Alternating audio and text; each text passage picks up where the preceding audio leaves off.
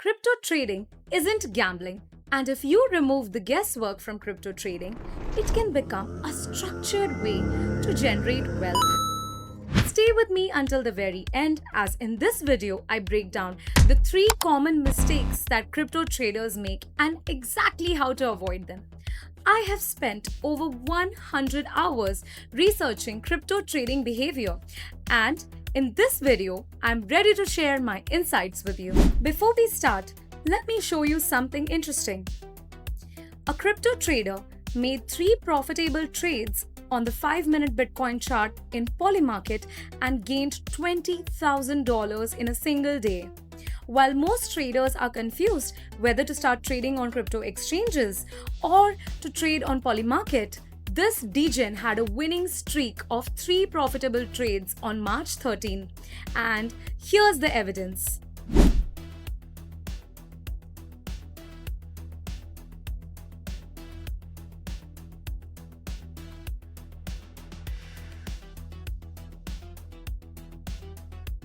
If it's that easy, then why do most crypto traders still lose money, you ask? Well, crypto trading is considered one of the fastest ways to generate wealth, but one wrong move and you could wipe out your entire portfolio faster than you would in other assets.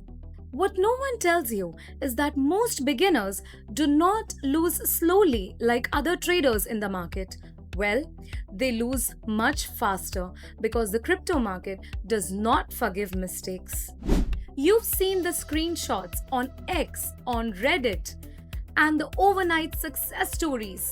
But what we don't know, or rather tend to forget, is that crypto trading is very different from stocks, gold, and forex trading. As a beginner, you are faced with a much faster, more volatile market with brutally emotionless traders alongside you. Now let's get you from zero to your first trade without the jargon and the hype. Stay with me until the very end so I tell you how the crypto market actually moves, what beginners typically get wrong, and how to avoid becoming exit liquidity for whales and institutions. I'll start with one big truth. The crypto market is moved by news, by emotions and hype. The market doesn't just move, it explodes in response to macroeconomic triggers or breaking headlines. In the stock market, 5% is considered a big move, but in a crypto trader's day, this is normal. It can happen within minutes or hours. In the case of Bitcoin, there have been large drawdowns, 20 to 30% in a day sometimes. Well, as traders learn to adjust to this level of volatility, they stop thinking and react faster. The Crypto Fear and Greed Index is an easy to understand indicator that helps me explain this exact emotional trap. When prices go up, then traders tend to get greedy and they buy, joining in the hype. If the prices fall, traders are fearful, they sell, and at most times, they are pocketing losses. Beginners need to get this the other way around. Buy when the market is fearful and sell when everyone is greedy. While it is impossible to time the market, it is possible to take your gains when it hits the target. Plan your trades effectively. So how do we remove the guesswork from crypto trading and make it profitable? You are better off trading on days that are considered boring or during periods of lesser volatility. You could make profits consistently rather than jump on impulsive trades and react to market movement like on October 10 when Bitcoin hit its low of $60,000 or during periods of Federal Reserve's interest rate decision. Survival becomes profit if you approach crypto trading with 3 simple questions: what to trade, when to trade, and where to trade. Well, then you could lock in a decent profit every 2 weeks or so. How to do this, you ask? Let me take you through a practical example. Here's a Bitcoin USDT daily price chart where I've identified periods of long consolidation in Bitcoin, wherever Bitcoin consolidates within a range for nearly a week or more. Now, what I do is identify the average price at which Bitcoin is trading for a decent entry. Following that, you could bet on a 5 to 6% profit, which would mark closer to the top of the range, and the bottom of the range could act as your support level. If you find it difficult to identify tops and bottoms, you are still okay to take an entry at the average price that Bitcoin trades for over a week and aim for a 5 to 6% profit from that point. Got it? Now let's move from the king crypto to altcoins. When Bitcoin rises, altcoins tend to follow, and when Bitcoin falls, then altcoins struggle to hold on to their support. So, what do you do then? Well, you open the Bitcoin price chart and zoom out. Look at the weekly, the 3-day, and the daily price chart. Is Bitcoin trending higher or lower? Does it exhibit range-bound behavior? If the behavior is range-bound, then what is the upper and the lower boundary? This is called top-down analysis, and this itself takes you ahead of 75% of the beginners.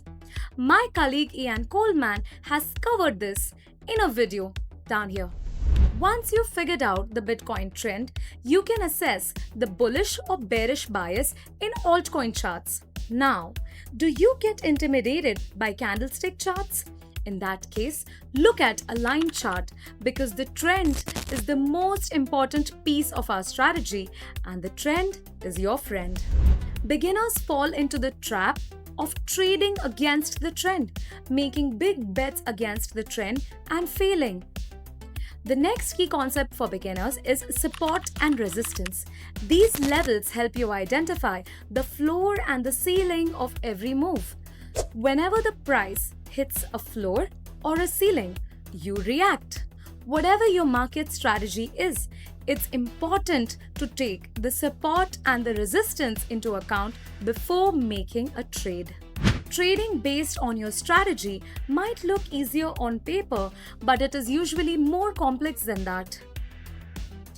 What is the one trait of the crypto market that makes it different from most other assets? Thinner liquidity and higher volatility. Whales and institutional players have more influence on the crypto market and its price movements than they do in traditional finance assets like gold or mainstream stocks. Now let's talk about the invisible giants of the market, the institutions, the whales, and the smart money. You are trading against leveraged traders, against large wallets and automated trading strategies. The bots on the order books of most exchanges amplify every price move. They know exactly when to enter and exit a trade, and they do not react on impulse. So how do you spot these invisible giants in the trading ocean? Well, they will quite literally rock your boat. When you see an abrupt movement, a sudden breakout, or a large drawdown in a cryptocurrency's price, there is an invisible market force at play. What is popularly known as a pump and dump occurs in a crypto trading pair whenever these giants are at work. If you react to volatility, you typically become exit liquidity. They wipe you clean on their way out. You can learn more about the smart money concept from our Ian Coleman on this channel. What about indicators? Which ones to watch? And how many tools do you really need? For beginners, it is best to keep it simple.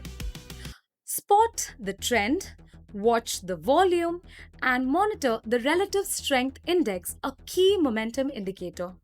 The trend will guide you towards the direction of your trade. The volume will help you confirm the liquidity, and the RSI will help you spot extremes.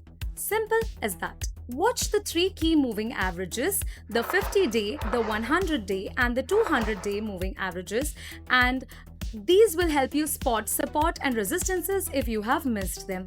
Now, none of these indicators is meant to slow you down. Draw too many tools on your chart? and you're sure to be confused. Given that most indicators are lagging, they may not tell you exactly which direction the market is headed, but they can help you prepare for a move in either direction. This can guide your trading strategy. Before you go, I need to tell you the fastest way to lose money in crypto. Well, it is leverage. Leverage is the name of the game. Think of it: 5x, 10x, 100x. Some crypto trading platforms offer leverage even higher than that, promising traders higher gains on smaller capitals. However, one wrong move in leverage trading and it could wipe out your entire crypto portfolio. So, does this mean you should stay away from leverage trading?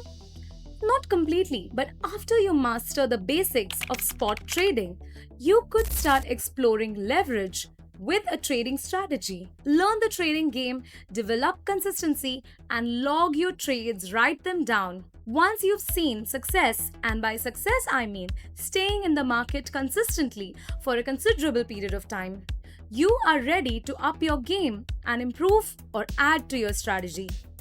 If I had to summarize everything in a few points, I would say: don't trade on emotions, analyze trends, stay away from periods of high volatility, and be consistent with your trading strategy.